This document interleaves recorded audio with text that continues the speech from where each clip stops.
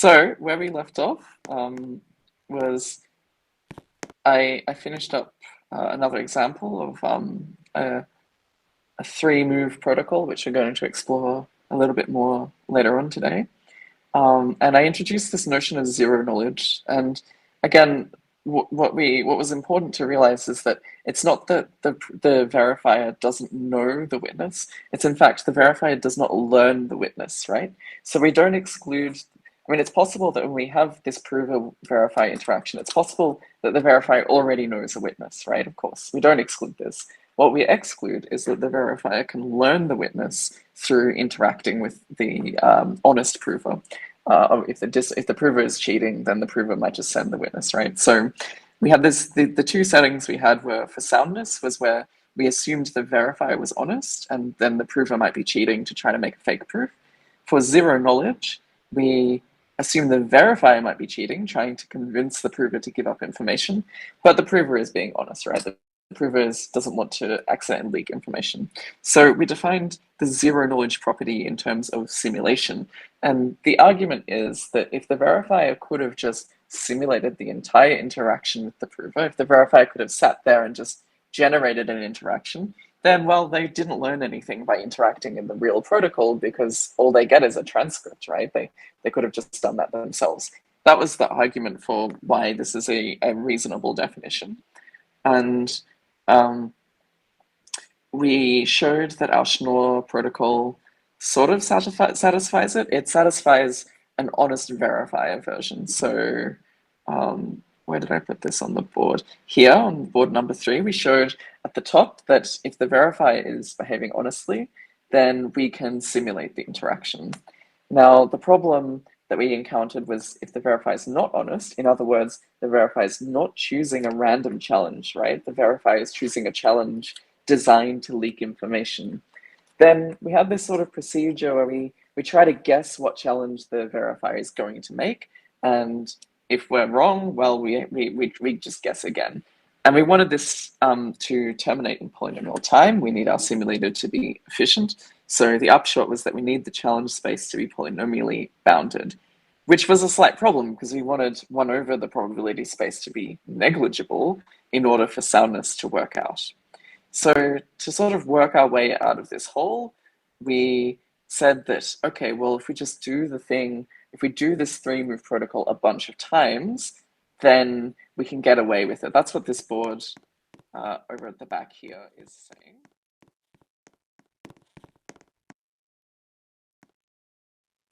It tells us that even if every round has a polynomial challenge space, we can do it s times, and then if s is big enough, then 1 over the challenge space to the power of s will work, and we end up with soundness from this special soundness being that one of the rounds we can extract the witness from 2 of these interactions. Okay, so we're going to continue along this theme, and what the result we arrived at was that we had this extractability property. I run the protocol twice with the same commitment, and then I can extract the witness. That was called special soundness. And now we argue that if we do a bunch of special sound rounds, then we have a properly sound proof of knowledge. Even if the challenge space is polynomially bounded, this is still possible. That was the argument on board number 1 here. Okay, so what's left is to study the zero knowledge property. So we haven't proven yet that this procedure also gives us zero knowledge, right? We've only proven that for an honest verifier, we have zero knowledge, okay? So I'm gonna write down this is a definition. Okay, so we'll say that a protocol is a 3-move protocol.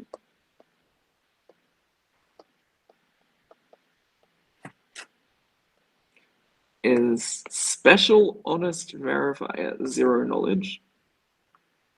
Bit of a mouthful, I'm sorry.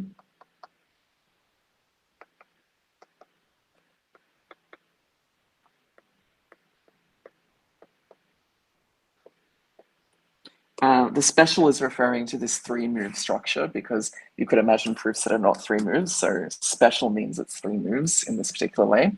And we say it's special honest verifier zero knowledge, which we'll call HVZK because I'm not writing that out a bunch of times.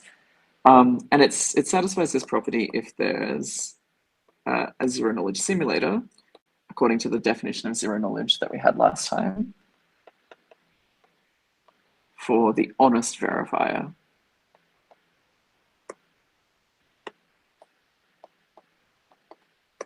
Okay, and we denoted the honest verifier by V as opposed to V hat. Okay, so now we say it's special HVZK if we can simulate an interaction between the honest prover and honest verifier. This is the property that we proved Schnorr's protocol had. And now what we want to argue is that in some sufficiently nice case, special honest verifier zero knowledge is actually enough to give us actual zero knowledge. Okay, we can actually lift this to perfect zero knowledge in much the same way by repeating the round a bunch of times. This is kind of strange, right? It doesn't seem like assuming the verifier is honest is strong enough, but it turns out we can actually produce a perfect zero knowledge protocol. We'll also see later in the seminar that there's another context in which honest verifier zero knowledge is good enough. This is called the Fiat-Shamir transformation. It gives you what's called a non-interactive proof. So this condition, despite sounding pretty weak, is actually good enough for a lot of practical applications. Okay, so theorem.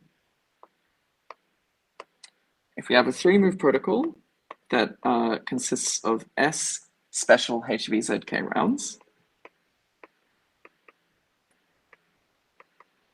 and S is just the number of rounds, special HVZK rounds, where the challenge space is polynomially bounded.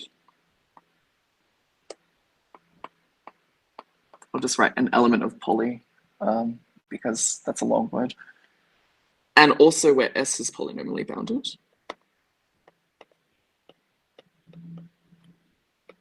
Is perfect zero knowledge. So recall we had two notions of zero knowledge. Computational zero knowledge, which we often just call zero knowledge, means that you cannot tell apart efficiently the distribution of simulated interactions and real interactions. Perfect zero knowledge says the distributions are actually equal. Not only can you not efficiently tell them apart, they're actually exactly identical. So if we do polynomially many rounds with the polynomial challenge space, we can produce a simulator. And that's what we're going to do. Proof. Okay, so our simulator works like this. We go round by round.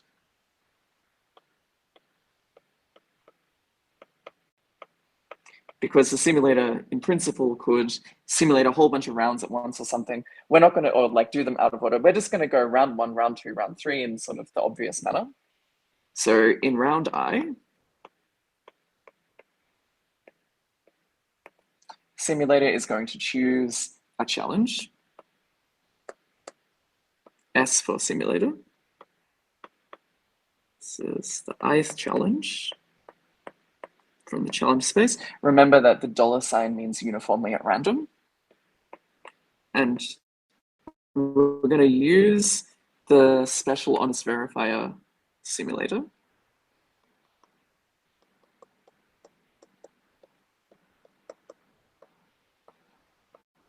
to generate a transcript for this round.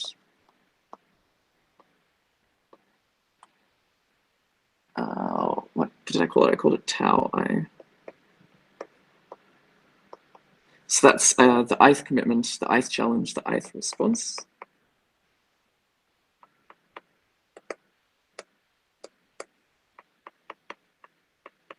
I should make a little comment here. The way that I defined the simulator until now was essentially just it gets the statement and it produces a transcript.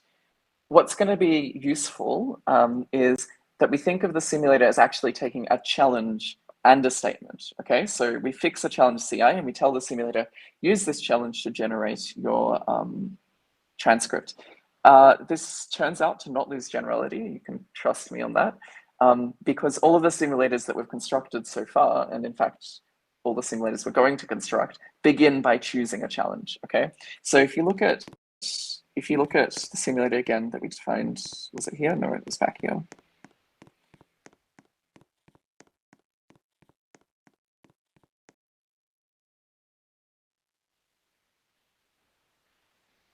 We always chose a challenge at random. Okay, we chose a challenge at random here. We chose a challenge at random here. I wrote this as number 2, but of course it doesn't matter which order. These two are independent, right? So you could always choose the challenge first. So we're going to think of simulators as taking as an argument the statement to be proved and the challenge that you're going to use in the transcript. This simplifies the proofs.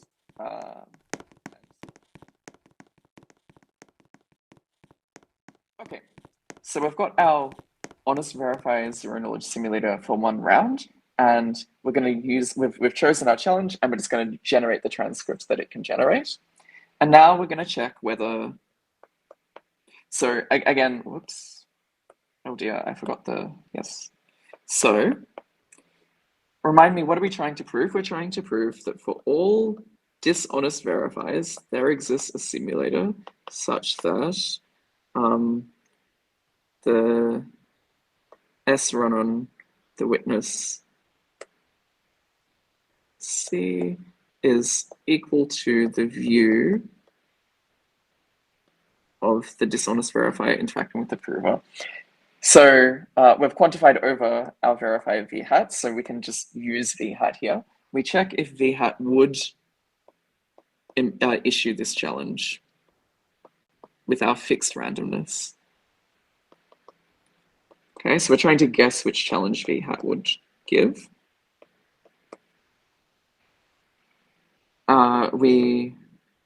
So if we guess correctly, we're going to note down this transcript. We keep tau I.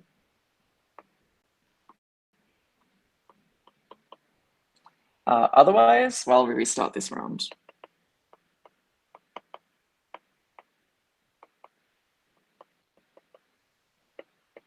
Okay, so we're in round I. We guess a challenge, we generate the transcript, we check if we guessed correctly. If we didn't guess correctly, we'll start this round again. And going through this procedure, we'll eventually get there in the end. Why will we get there in the end? Well, the challenge space is polynomially bounded. So in expectation, the simulator needs polynomially many attempts, and there's polynomially many rounds. So the product of two polynomials is a polynomial. So the simulator is efficient. Okay. So in expectation, S needs poly attempts for poly rounds. So this is efficient. And we're done. That's perfect zero knowledge. Because we've got the exact distribution. This is where really proving this carefully, you could get stuck in the weeds, right? To prove that the transcripts really are, the transcript distributions really are equal. But I mean, if you think about it, we gave the challenge that it would give, and then we used the simulator that gets the exact transcripts that we want. So this should go through. Okay. Do you have any questions so far, Dan and Billy?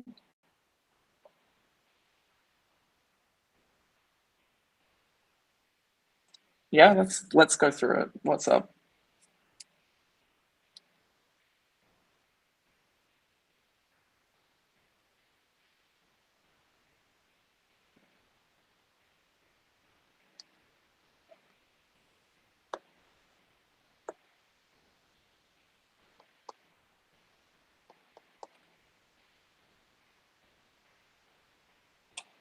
I should mention that I mean, we get perfect zero knowledge if the simulator that we assumed exists is perfect, which we normally can do in the honest case. I didn't write that out explicitly.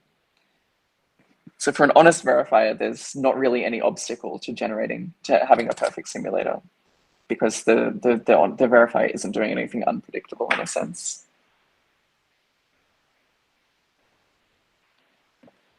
So we say for the honest verifier, we can simulate it perfectly. And now we take any verifier that is doing whatever it wants, and we just simulate each round as it goes. And because of the polynomial bounds, we can't be that unlucky. So eventually we'll get there in expectation. Mm-hmm.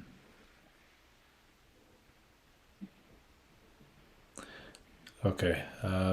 So in the proof of the theorem, so the assumption that the three-move protocol...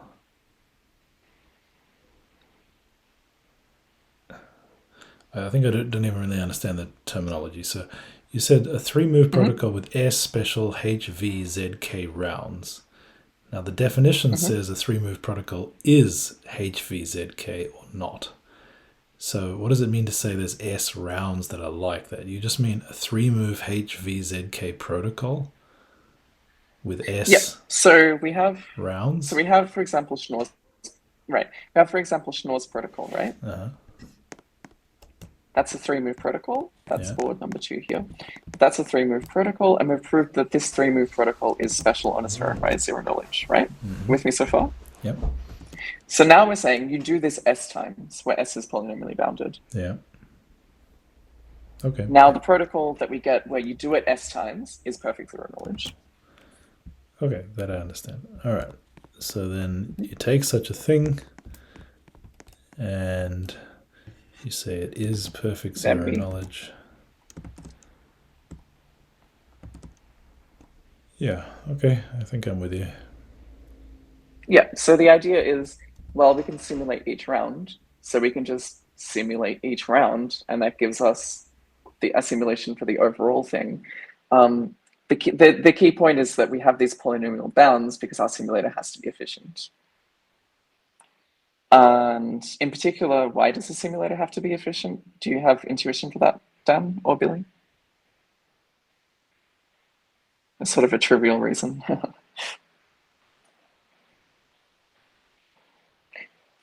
So the trivial reason is that if the simulator is allowed to not be efficient, it can just compute the witness, and then it just runs the protocol normally, right? So that's why the simulator has to be efficient, because otherwise it's trivial. Okay, so to set this in a more concrete terms, let's write a corollary. I'm going to pick specific parameters. I'm going to take lambda. This is a security parameter that I'm going to use in a second. Really, actually, I should call it S for consistency. So we'll take an S greater than 1.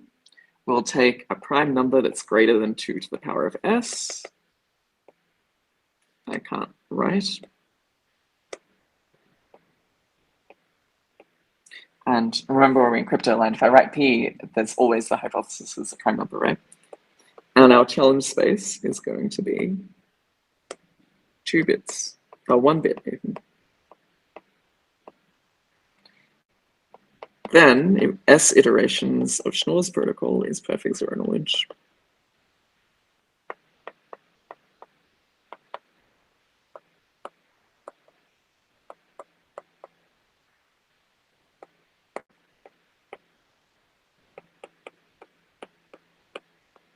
Okay, because we proved that it was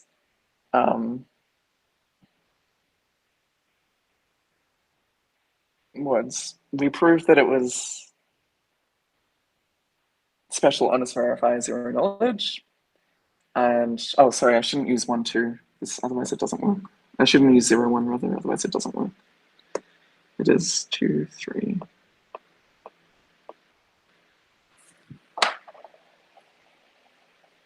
And our prime number is large enough that the problem is hard.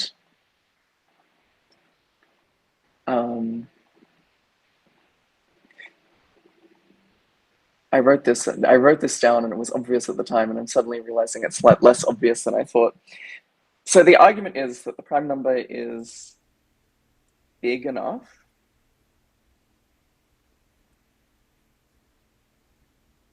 Right. I apologize for this, Dan. I realized suddenly that I wrote this 2 weeks ago and 2 weeks I is need a a long minute. time. Yeah. Two And what weeks is a long time. I don't even really get what we're trying to say at a high level, so maybe you can start with So that. what we're trying to say is that you can choose concrete parameters that make Schnorr's protocol work somehow. I see. I'll have to have a look at the protocol again. Yeah. I see.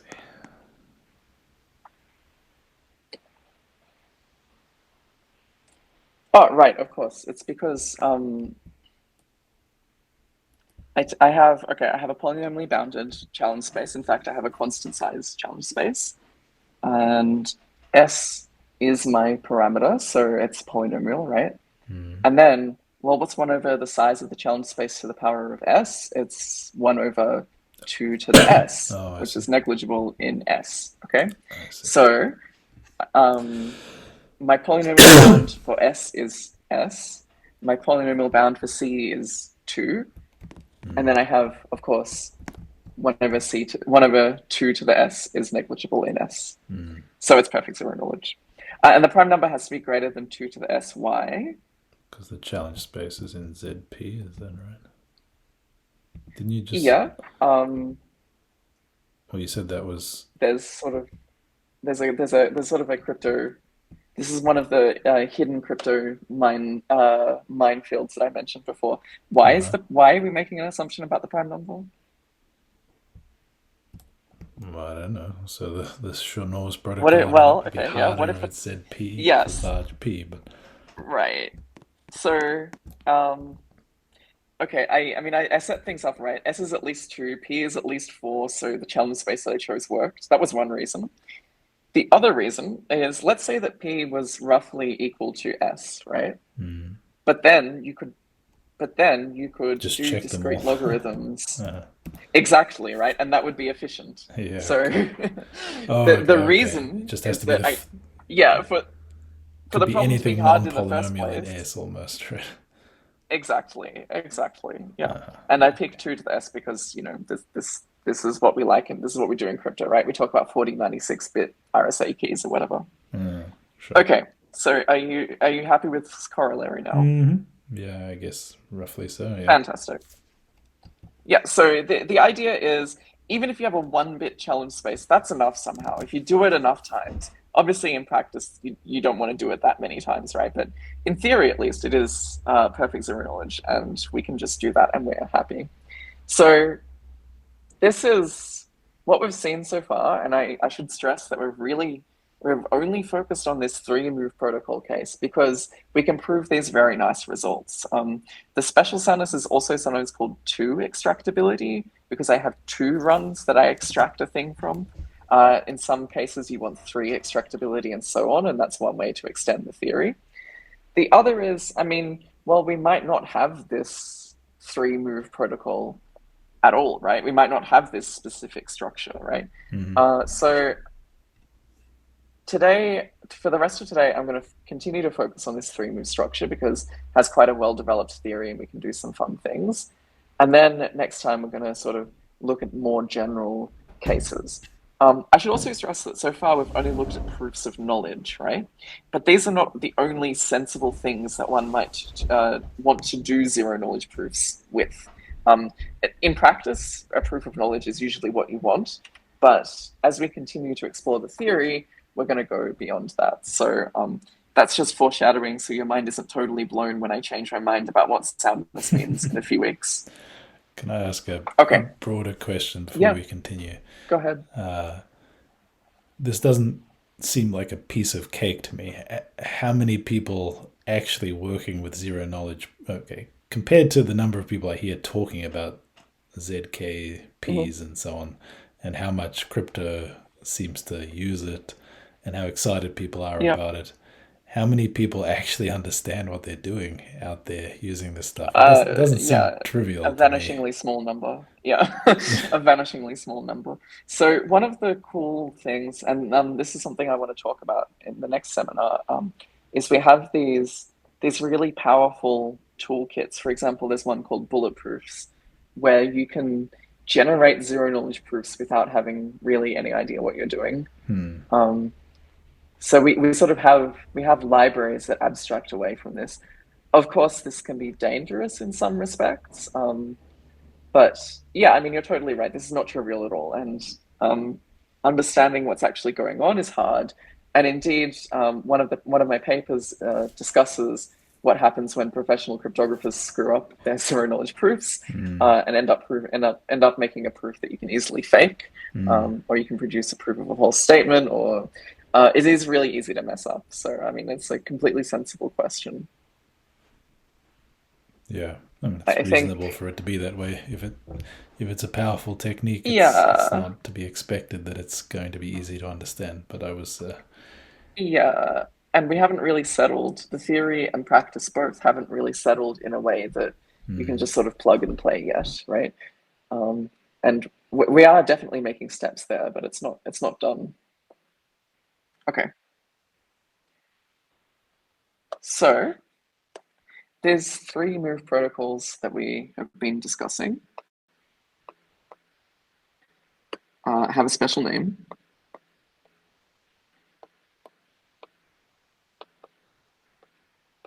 Like these, in the sense that they have the commit challenge response structure. We call them sigma protocols.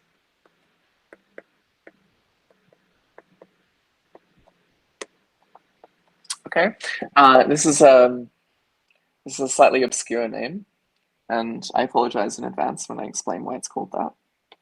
The reason it's called that is because the protocol looks like this, right?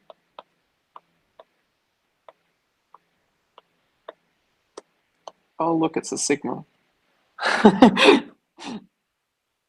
Prover sends the commitment, verify sends challenge, prover sends a response that looks like a sigma. That's why it's a sigma protocol.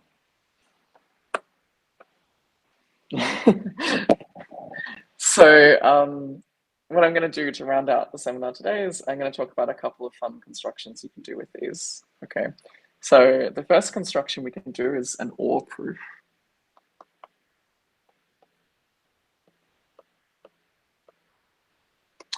So the setting is that we have a sigma protocol. I'm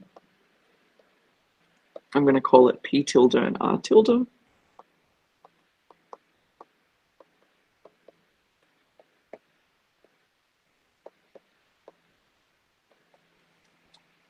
For a relation R. And let's assume that the ZK simulator is called S tilde. Sidebar, when I say that something is a sigma protocol, I mean that it is sound and zero knowledge, right?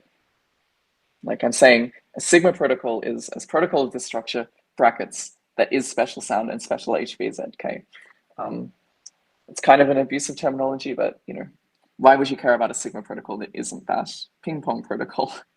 Yeah, you could call it that. Okay, so what we want to do is we want to prove that we know a witness for one of two statements. So we want to prove we know W such that X0W is in R, or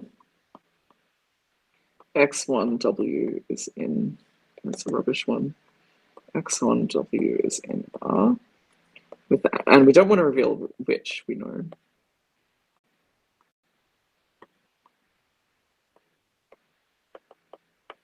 Okay, so we have the language or the relation we're going to produce a sigma protocol for is called R or, and that's going to just be, give me a pair of statements, a witness such that X0W is in R or X1W is in R. Okay, so we're producing a sigma protocol for this relation. Give me two statements and a witness, and at least one of the two the witness corresponds to at least one of the two statements. Okay. And I'm going to draw the protocol, I guess, on the other set of boards.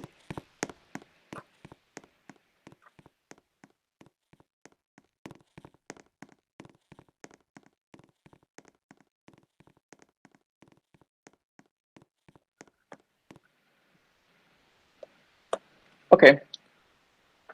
So our setup is, whoops. We suppose that our prover P, I'm having problems with the palm. So suppose P knows a witness such that XB W is in R. And B can be obviously 0 or 1, right? So B represents which one the prover knows. The protocol looks like this. We have a prover, we have a verifier. To set up, we assume that P knows X0, X1, W.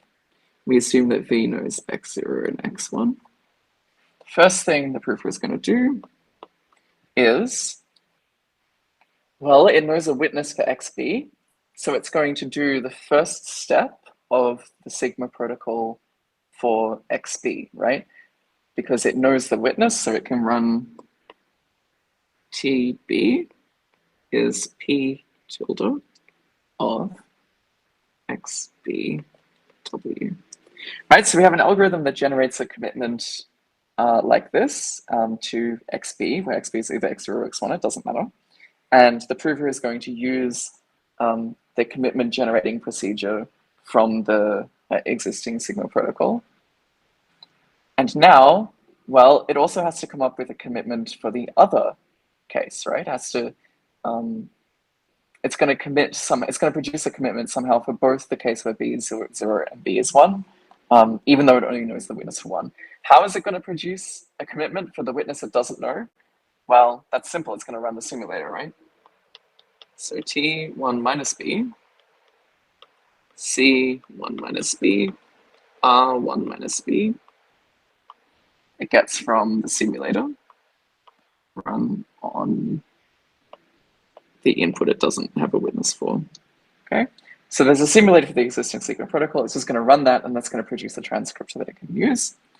And it's going to send as its commitment T0 and T1.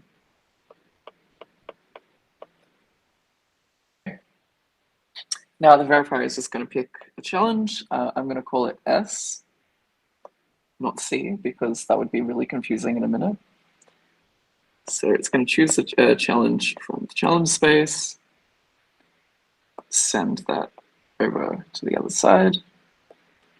Now the prover is going to produce a challenge for the bit it knows, right? It wants to it's got a commitment.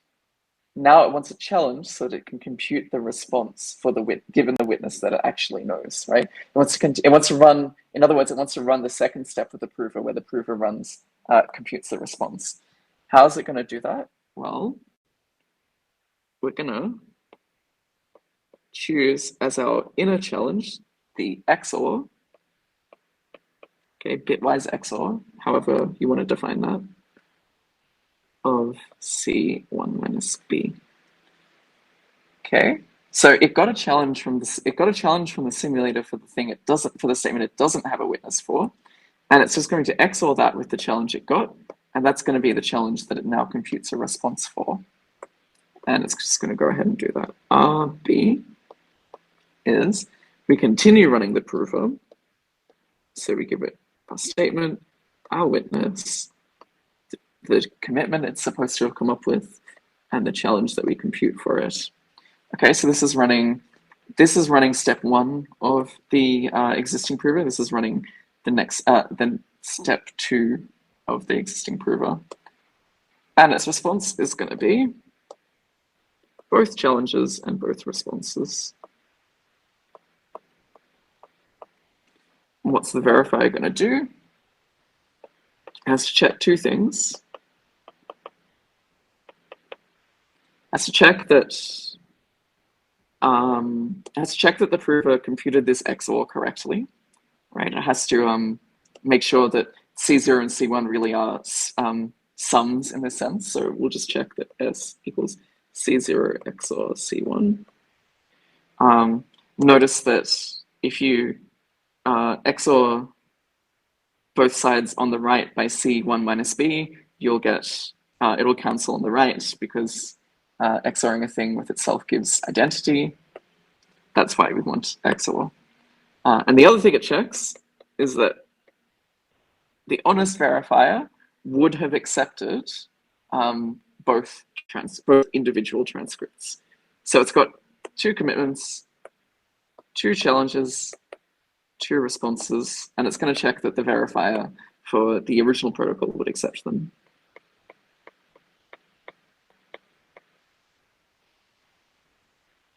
G1, C1, R1 equals 1. Okay, so that's my protocol. Any questions about what it does? Just like literally what it does. We're going to prove that it's correct in a second.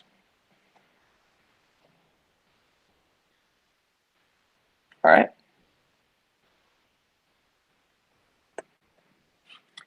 So I'm not going to write a theorem statement because stating it would be clumsy, but the proof that it is special sound and HVED ZK is as follows. Special sound. So we are given 2 transcripts with the same commitment but a different challenge. And the transcripts now look like T0, T1, C0, sorry, S was the challenge in this case. And then the response was C0, R0, C1, R1. And then we have a second transcript with the same commitment, T0, T1, not the same challenge, not the same response.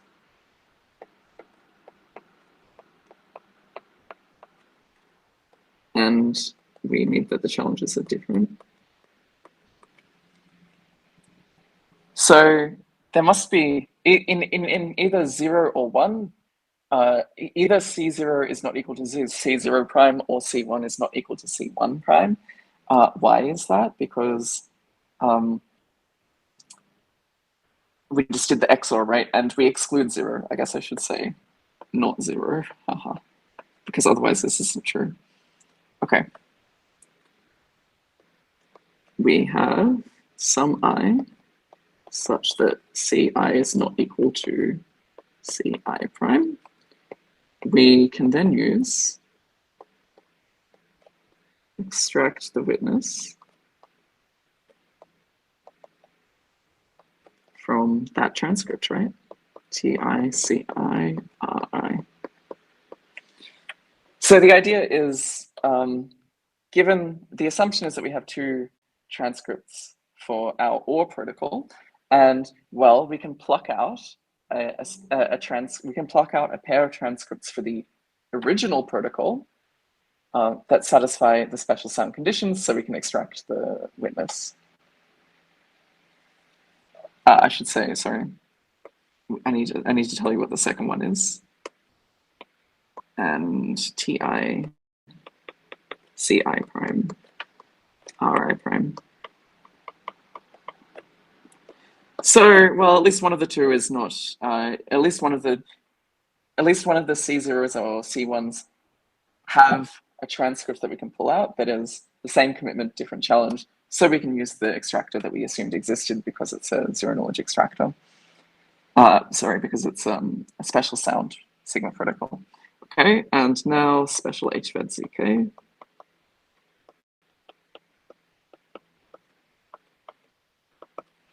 Okay, so we're just going to choose 2 challenges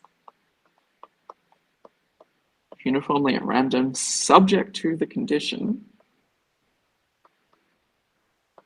that S, recall to simulate we are given a challenge S, and we want to split it apart into 2 pieces, C0 plus C1. We could, for example, do this by rejection sampling. That wouldn't be very efficient, but it works. And then we just use the simulator, right? We run S tilde on x0, c0 to get t0, c0, r0. And we run the simulator now on the other statement and challenge. x1, c1 to get t1, c1, r1. And we're done, right? That's a transcript of the whole protocol that we've got there. And by definition, we end up with the exact same distribution.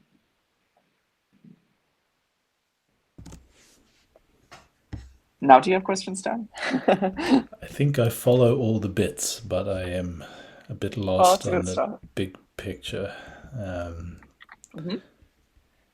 So, for example, I want to tell you, I have two group elements, and I know the discrete logarithm of one of them, and I want to prove that to you, but I don't want you to find out which one I know the discrete log of. A practical use of this, for example, is let's say you have two ciphertexts, right? I want to prove I can decrypt one of them, but I'm not going to tell you which one I can decrypt. So if I can, so in other words, I'm saying I know the corresponding secret key for one of these, but I'm not telling you which. Right? This is somehow this is a deniability property of some kind, right? It gives you some useful information without giving away what I encrypted or something like this, right? Which one was intended for me, rather. So we have an existing Sigma protocol, and we can construct an OR protocol out of it that is also a Sigma protocol. And we see again this sort of these two properties, special soundness and special HVZK, are just really nice. They let us really quite easily produce proofs that our constructions work.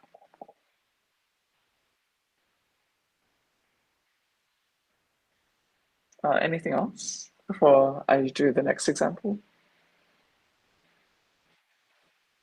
Cool. So, because you're both excellent students who have been paying very close attention, you will have noticed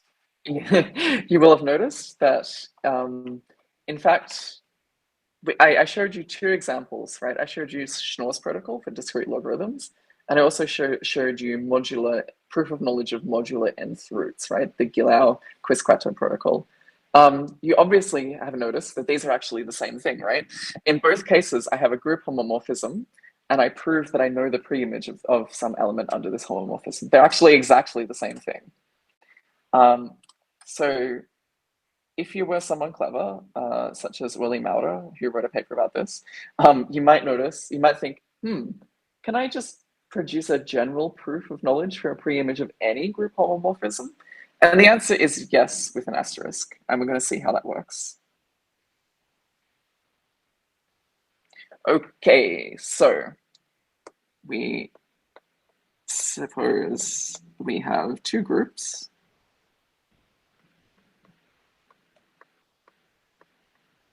One of them is G under X, and the other is H under O times. We don't want to get the operations mixed up. And we have a homomorphism between them. Phi from G to H. Okay, so we're going to prove, or P is going to prove for some X in H. So our statements come from H, that she knows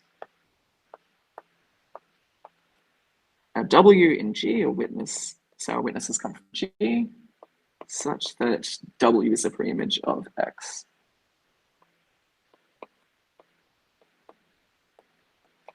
Okay, so for example, Schnorr's protocol, we have G is Z mod PZ. H, I called this GP.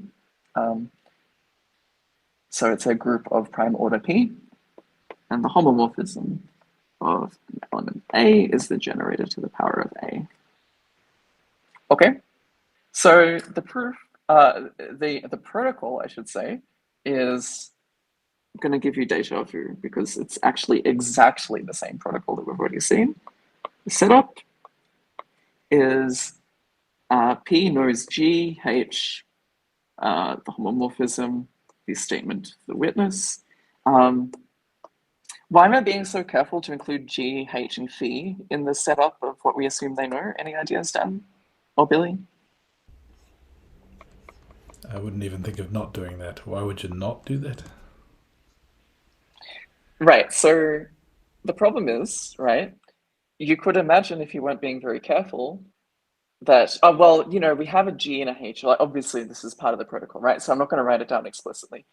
The problem with that is if you don't include the group description in the protocol somewhere, well, then you might end up seeing a proof for a different pair of groups that also works for the pair of groups you're thinking of, right? So we have to include it, and this will come up when we talk about fiat and Mia later on. We have to make sure that we include it in the description so that we don't mix up two proofs of different things, right? And this can happen, and this can lead to disastrous problems in real-world crypto. Okay, so that's why I'm being careful there. The first thing we're doing is we just sample an element out of our group, and we compute our commitment as phi of element, send that T along to, we choose C uniformly at random from some challenge space. That is a subset of the natural numbers. Okay, so our challenge space can be whatever you want. Obviously you're going to want to be strategic about this in practice. You want it to be polynomially bounded, blah, blah, blah, blah. But it doesn't matter as long as it's a subset of the naturals. Send our challenge across. And our response is now just K times W to the C. Okay, this is, of course, well defined. So W to the C is with respect to G's operation, right? It's W times dot, dot, dot, just to be extra careful about it. And what do we check? We check that phi of R is equal to T O times X to the C. So X to the C is now with respect to H's operation. Okay, so if you take a moment to look at this, compare it to Schnorr's protocol, I'm just gonna. It's exactly the same thing, right? Like literally exactly the same thing, and you can convince yourself of that at your leisure. That is the only way I could process Schnorr's protocol was to think about exactly what you've now written up here. Yeah. Nice, I like that. Of course, that's a very mathematician thing to say. This is the dividing line, I think, between mathematician and cryptographer. We've found it. It exists somewhere. Okay, so that's Schnorr's protocol, and I'm going to prove to you that this is a sigma protocol, special sound in HVZK, given a couple of conditions. Okay, so it's not always a sigma protocol, but there are a couple of easy to satisfy conditions. So we have to assume that we know an integer L and a group element U, such that for all distinct challenges, C1, C2, the following two things occur. Their difference is co-prime to L.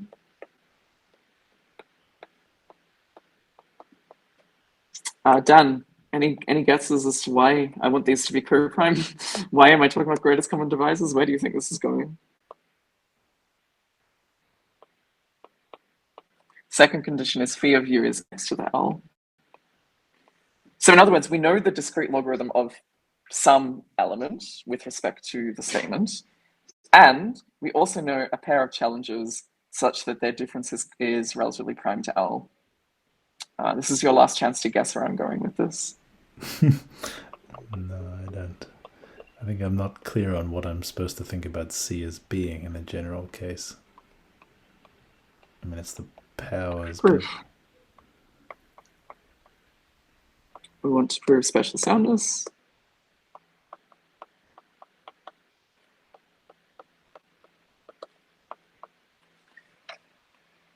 Okay, so again, we have two transcripts given TCR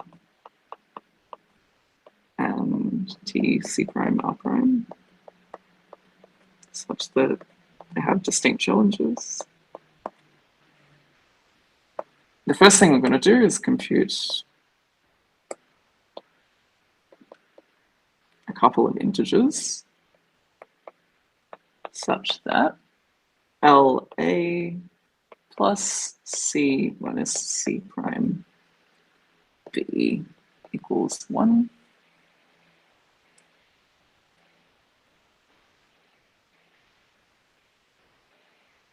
Okay, that's the extended Euclidean algorithm.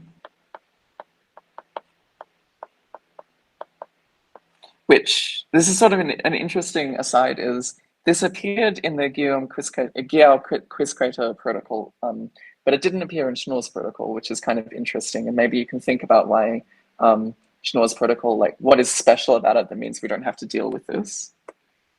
Okay, so now we can produce a witness.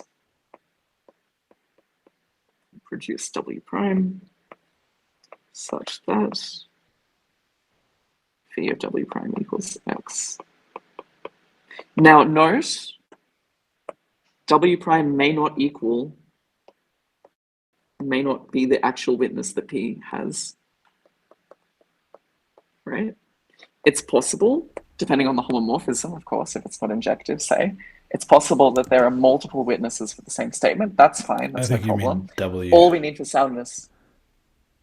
W prime may not equal W. As opposed to W factorial. Or whatever. I think it was W prime may not equal W prime. Oh no, I wrote exclamation point. Oh, it's an exclamation mark. I read W prime full stop, so I was confused. I just realized. Yeah. Anyway, the point is, for special soundness, if you think it through carefully, we actually only need to produce a witness. It may not necessarily be the same witness that the prover has. Okay, how are we going to do this? It's actually super easy. W prime equals U to the power of A times, we're in G, R prime inverse times R to the power of B. I'm just going to do that algebra for you, since let's apply phi to both sides. Phi R prime inverse times R is phi R prime inverse O times phi R, which is, by definition, x to the minus c prime O times t, right? Because the verifier accepted, that's why I can do this, t inverse. I'm just taking the inverse outside of the bracket here, times t times z to the power of c. Sorry, z, I mixed up my notation here, times x to the power of c, which, okay, we cancel out the t's, we have x to the power of c minus c prime, and phi of w prime is phi u to the a times, that's awful, I'm going to make it clearer, u to the a times that, power of b, which is, of course, phi u to the a times phi of r prime inverse minus r to the b, which is x to the l by condition number 2, x to the l to the a times x to the c minus c prime to the b, which is x to the LA plus c minus c prime b, which is x. Okay, so we do extended Euclidean algorithm, we fiddle with the homomorphism and we're done. Done, yeah? That's r prime inverse times r in there, right? Oh, yeah, sorry.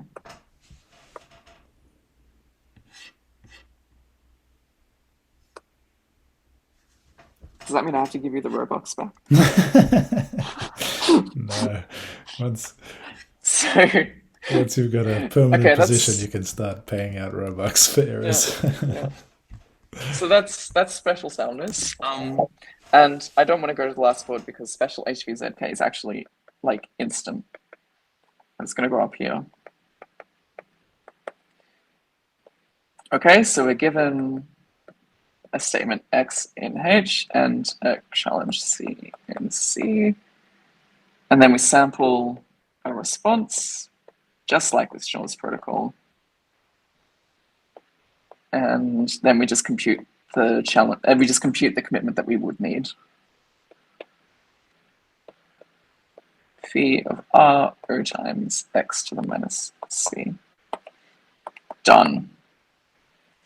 And just for completeness, for Schnorr, we can set, okay, well, do we know an L such that for every challenge, it's relatively prime to L? Any bright ideas?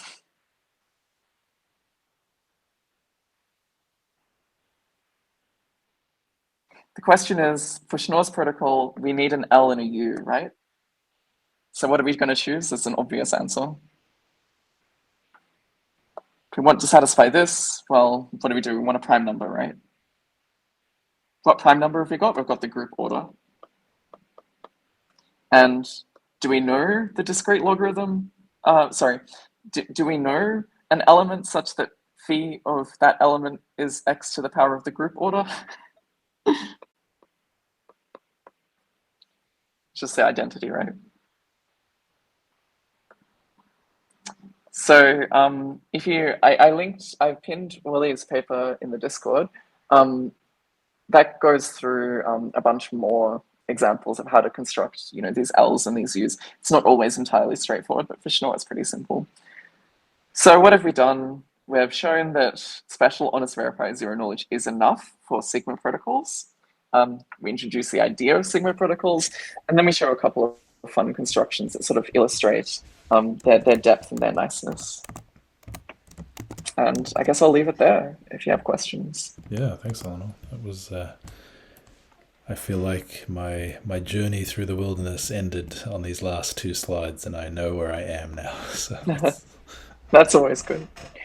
A nice. I considered trying to go through it. Then I did a write up of a particular pre-image homomorphism proof of knowledge in my thesis. I considered going through it, and then I read over it again. And so G is ZQ times ZQ times ZQ to the N times ZQ to the N times ZQ times ZQ to the K. And H is G times G times G to the N times G times G times G to the K. So I decided to not go through that. Cool, but it's sort of this nice, yeah. So it turns out the Sigma protocol is really quite general. The one I mentioned in my thesis is it's called a shuffle proof. So I have a whole bunch of ciphertexts, and I want to re-randomize each ciphertext and change their order in such a way that I prove I didn't change any of the plaintexts. All the plaintexts are still there. All I did was change the order, and you can't tell how I did it. So that can be done in exactly the same way. This result is super general. It doesn't cover everything you want to do with zero knowledge proofs, and we'll again see that in the next episodes of the seminar. But in general, if you can do a Sigma protocol, then everything's easy in some sense. That's cool. I guess I understand a bit why you are attracted to this area. That's neat. Yeah, it's very neat. Unfortunately, it gets less neat from here on out, but that's okay. Yeah. Okay. Okay. Thanks a lot, Eleanor. Is that it? Yeah. No worries. Thanks, guys. Have a good one.